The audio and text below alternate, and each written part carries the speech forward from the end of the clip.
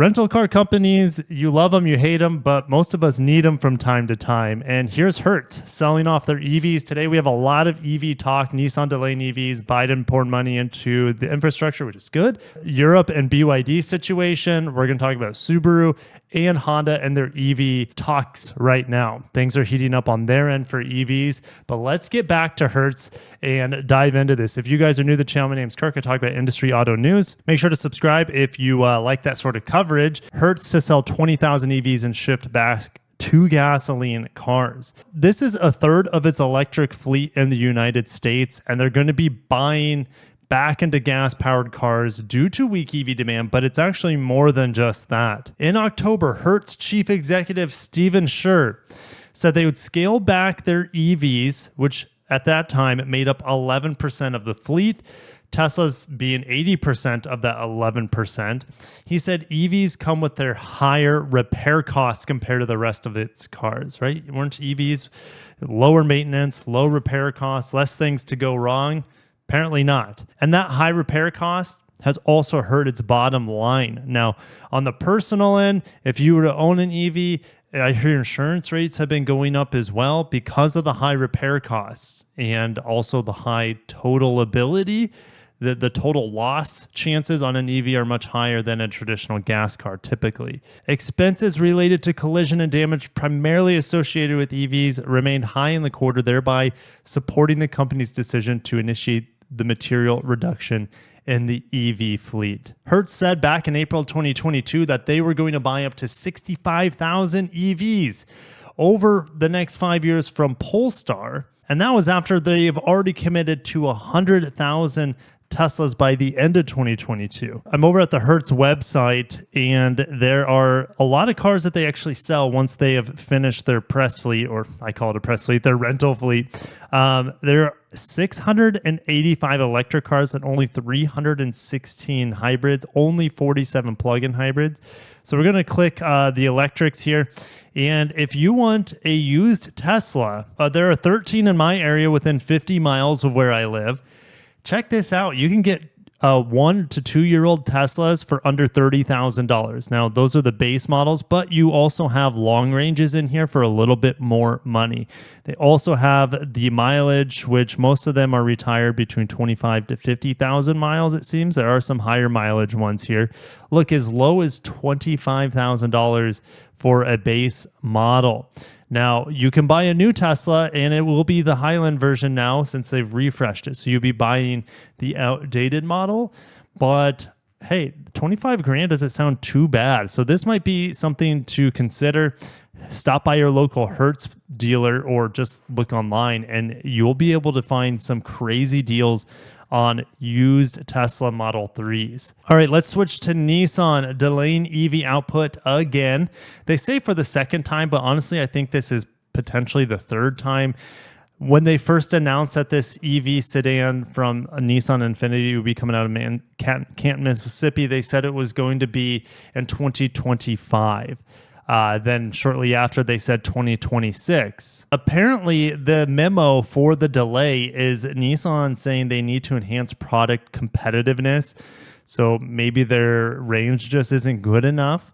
And efficiency is just not good enough. It's hard to say. Nissan wants to have more than 40% of its US sales in 2030 to be zero emissions. I don't see that happening for them.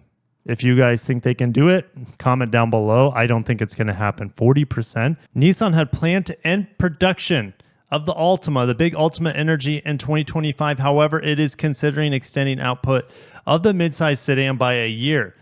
Hey, maybe Hertz is like, hey, we want some cheap Sentras and Altimas to be in our rental fleet. Don't be making EVs because they're having us lose money, says Hertz, right? So maybe this is a part of Nissan's like, hey, this is a great way for us to make money, capitalize on the lull in EVs, delay our EVs to make them better. And in the meantime, we can sell a bunch of Altimas to rental agencies. All right, if we're going to have lots of EVs in the United States, we need to have better charging stations and a crap ton of them. And we have a $7.5 billion plan to build out the EV infrastructure in the United States. I'll put this into the description down below. It's good to see investment in the EV sector, but who's going to upkeep them? That's been the problem, right, with non-Tesla supercharger charging stations, is that they're unreliable. And they often break. And yes, anyways, hopefully we can get this figured out in my lifetime. All right, Reuters, this is interesting stuff going on in Europe right now. Investigators are expecting China's BYD Geely is what, or it could be Geely. I forget. I look it up every time and then I forget immediately after. But anyways, this is the parent company of Volvo, Polestar, etc., as well as SAIC and an EV probe. So they are investigating these cars to figure out if they need to impose tariffs to protect the European electric vehicle makers. But it's not just electric vehicles, it's just to protect their auto industry in general, internal combustions combined. They are also going to be investigating other companies in China. So the Tesla in China, Renault in China, and BMW in China. This probe is going to last 13 months. It started in October. They're trying to figure out if the Chinese-made EVs benefit unfairly from state subsidies, the communist government in China, and absolutely they do. So hopefully they find something, but you know, the evidence is not going to be stacked in their favor if they're doing investigations in China. They're calling it protectionist by China.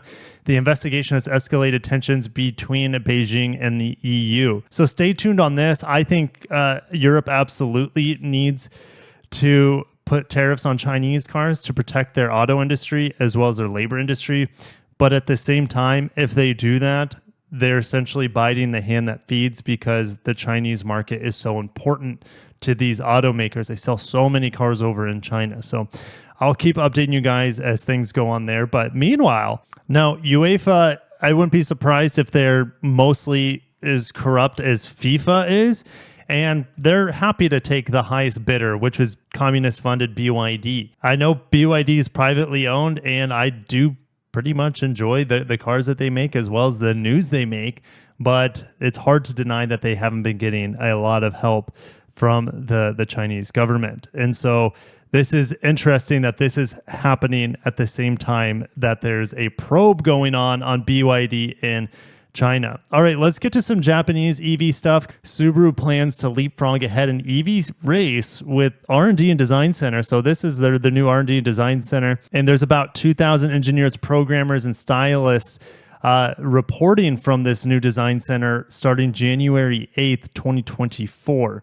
I mean, that looks like a place I wouldn't mind working. It looks beautiful on the inside, very open, very bright. Okay, so I don't want to spend too much time here because we have some Honda stuff as well. And this is the bullet points from Automotive News. Electrify 100% of its vehicles by the first half of the 2030s. And electrify for them means hybrid, plug-in hybrid, and fully battery electric. So a decade from now, every single Subaru sold in the world will have an electric motor of some shape or form in there, as well as a battery in some shape or form. Bullet point number 2, by 2030, half of that volume, their global volume, will be electrified. Okay, well, that makes sense because in just a couple years from then, by 2035 at the latest, 100% is going to be electrified. They want to sell 400,000 EVs in the United States by 2028. Again, 400,000 EVs includes hybrids. So I would say like 300,000 would probably be hybrid, something like that. And then 75,000 be fully battery electric. And then 25, that's just my estimates, right? 25,000 be plug-in hybrid, very small amount. They want to introduce 7 new EVs globally by the end of 2028. That is hard to believe because that essentially doubles their lineup. You're telling me in 4 years, Subaru, this tiny automaker obviously they have the help and investment from Toyota, but tell me they're going to double their product stack in 4 years. It's hard to believe, but I guess it's happening. Launch Subaru's own in-house EVs by 2028. So by 2028, they'll no longer be badge engineered Toyotas, which is exciting. However, more than likely, they will still use the same inverters, motors, potentially batteries, and the same software the Arene software that Mazda is actually going to be using from Toyota. So, they say it's own in-house EVs, but it's still kind of misleading because they are going to share more with Toyota than they ever have before. They're just not going to be direct rebadges from a Toyota factory like we currently have right now and will have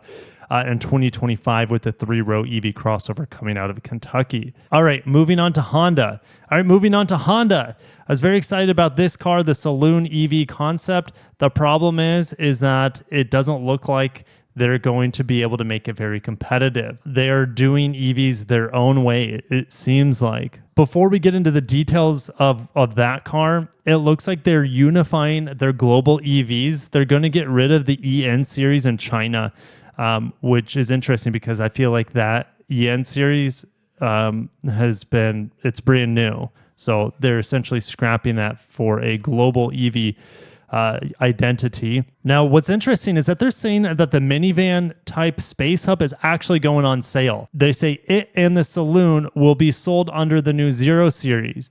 Well, we know the Saloon 100% is coming 2026, but apparently Nikkei Asia is confirming here that the Space Hub will go in production after that. Now, they say that the Saloon is expected to have a driving range of about 300 miles. It comes out in 2026 with a range of 300 miles. 300 miles is fine in 2024, but the appetite for more miles is way more than that. And guys, that's under the Chinese measuring methods. If I were to plug that in, and give you an estimate on what that could be. We take 300, this is a rough estimate, divided by 1.14. That's 265-ish miles on the EPA cycle. What are they thinking? Range is very, very important with a lack of infrastructure in North America. So Honda said the new EV series will offer next generation AI technology and autonomous driving that will enable or be available on highways and surface streets. Okay, that's great. But if you only have 263 miles of range, why are you interested in driving on highways a whole lot? Unless there's plenty of EV infrastructure in the United States, there is not. The Saloon concept model, they're saying that its appearance will be changed as little as possible before it goes on sale. So what you see is really close to what we're going to get. Expect smaller wheels that are not carbon fiber. Don't expect this front dustbuster area to be quite as elaborate, but expect the headlights to be up top and expect this new Honda logo because that is a shoe-in. They're not going to have a gull wing. So I think there are going to be some big changes here, even though they don't want to make changes. This is the vehicle that they wish they could mass produce seemingly. And we might actually have some motor output numbers for that Zero concept because Sony has just revealed, Sony Honda Mobility have just revealed that the Afeela car, which is on the same platform as that Honda Zero, will have 241 horsepower electric motors, one on the front, one on the rear. Now, DC charging speeds are only at 150 kilowatts. So you're telling me in 2026, this next-gen platform from Honda is only going to have DC charging speeds up to 150 kilowatts? That's bare minimum here in bare minimum in 2023, let alone 2026. And 263 miles of range is not good enough in 2023, and it's not going to be good enough in 2026. Now, Honda says they want to keep the batteries small and lightweight to make the car more fun to drive. See, right? Honda cut down the car's weight by reducing battery volume. While this choice shortens the driving range, it makes for better drivability and comfort inside of the cabin. Better comfort because maybe the batteries aren't quite as tall. But I just don't see this being a wise choice. Most people don't care about lightness and nimbleness. As a car enthusiast, absolutely, that's super important to me. And maybe Honda's seeing the Zero to be the electric car for enthusiasts, an electric car that's actually fun to throw around in the turns. Electric car that, if it has 482 horsepower with a smaller battery pack, thing could be ridiculously fast. I don't know what to think about it. It's way too early to come up with a final prediction of the Afeela and the Zero concept car.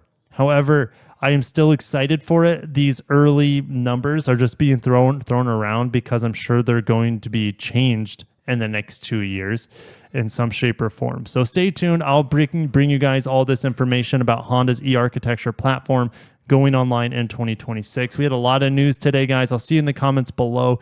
I'll catch you in the next one. Have a great day and peace out.